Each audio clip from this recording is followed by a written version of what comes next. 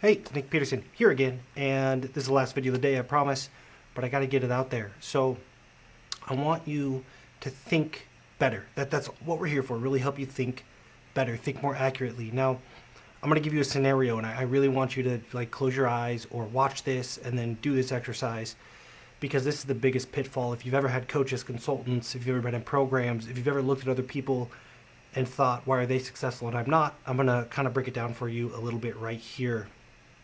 So imagine, okay, suspend belief. Imagine for a moment somebody comes up to you and says, hey, if you're willing to play a game of Russian roulette and you survive, I'll give you $10 million, but there's a twist. 5 out of the 6 chambers are going to have bullets. It's a pretty risky game. But let's say somebody's desperate. Maybe you're desperate. So you say, okay, whatever, I'll do it. Boom, you pull the trigger, and as luck would have it, you survive. Cool. Now imagine, in this crazy scenario, imagine that you're now $10 million richer and people want to know how you did it, and you tell them, this is what I did. It was high risk, but it worked. And now they say you're a genius. Media says you're a genius.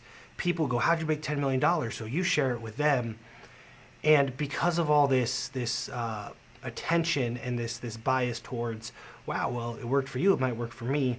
Imagine that then thousands, tens of thousands of people try it. Here's what happens. You end up with thousands of people becoming multimillionaires. Now they all look like geniuses, right? We're celebrating them on Facebook. Their strategy becomes a brilliant strategy. Obviously it's not. And there's all these people that use this strategy to get multi-millions of dollars. And it's brilliant, right? Look at all these thousands of testimonials of people that got $10 million by using this strategy.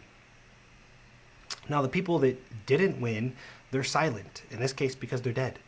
But it's a ridiculous scenario, right? You think about the scenario like that's ridiculous. Obviously, there's a huge upside, and the downside is fatal, and that would never happen. But stop and think about the internet for a moment, right? Especially in business, but it's true in fitness and relationships and, these mindset coaches and all this stuff. They have a way lower success rate than 1 out of 6. Right? But we still look at them and we go, wow, that person's brilliant. We totally discount the luck that is involved in the fact they have $10 million because they got lucky. That's the reality. But we got a bunch of people following their strategies without examining the logic and the reasoning behind the strategy, right? What is the risk? What is the reward? What's the logic? What's the reasoning? Does this make sense for me? Instead, they just blindly copy stuff. So, many gurus and programs and coaches are a version of this, and that's okay. That's okay. But what's happening is we are rewarding really bad decisions, right? It's really not a good decision to play that game, but as luck would have it, aided by luck, you had a lot of success, now you have $10 million, and turn around and teach other people that to play that game, and they believe that it should work for them because it worked for you, and they never really examine the logic and the reasoning and the probabilities that go into that kind of success.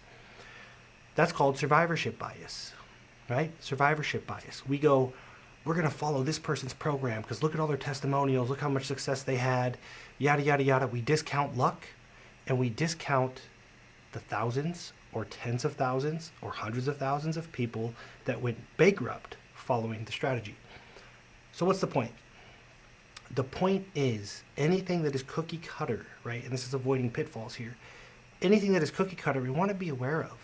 Right? We really want to look at the reasoning behind it. Was this a stroke of luck? All right, well, there's 80, 90, 100 people that had success with the strategy.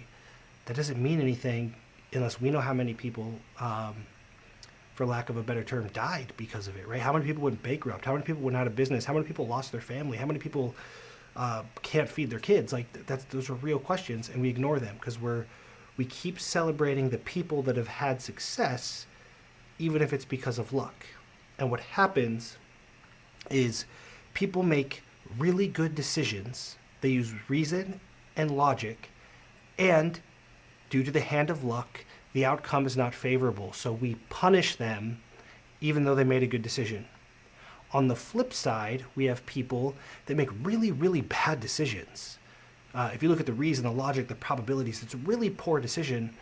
But again, thanks to the hand of luck, there was a positive outcome. So we reward bad decisions, right? And this is kind of what's happening, especially, and it just happens, I'm in the world in internet marketing, is people are making really bad decisions. 1,000 people make the same bad decision. One of them, due to whatever reason, right place, right time, luck, circumstance, tenacity, even hard work, there's something special about them that other people don't have. Like, those are real things.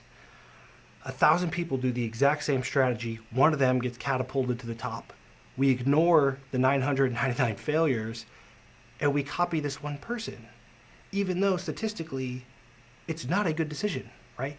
That's survivorship bias. We always want to be aware of it. We want to examine the reason and the logic, the probabilities, the upside, the downside, the asymmetry, and the risk where we move forward. Sometimes good decisions have a bad outcome. You could make the best decision given the information, and then COVID-19 hits, and the outcome is poor, and now you look like you made a bad decision, but the reality is it could have been the best decision at the time, right? Due to luck, you might get punished for that. So we want to reason through these things. We want to examine the logic behind decisions. We can't just look at good outcomes and say that was a good decision because the outcome was good. Very, very dangerous. Really, it happens all the time in business, especially when you try to model somebody else's, business plan. Like, you try to model their business plan, their marketing plan, the way they manage their team, the way they talk to their team. We see all these business icons and we try to be like them. Big, big, big mistake, right? So important that we do not, to the best of our ability in our minds, that we don't punish good decisions and reward bad ones. We have to be aware of the reason, the logic, and the circumstance, right? Hopefully that's useful. Hopefully that prevents you from blowing yourself up. Drop a comment below. If so, tag somebody. If it's useful, share your experience. But just be aware, if 1 million people play Russian roulette, you're going to have a bunch of winners. You can have a testimonial wall full of people that said, hey, Russian roulette was great. I made a bunch of money. That does not mean it's a good decision to play the game, right? Hopefully it's useful. See you guys on the other side.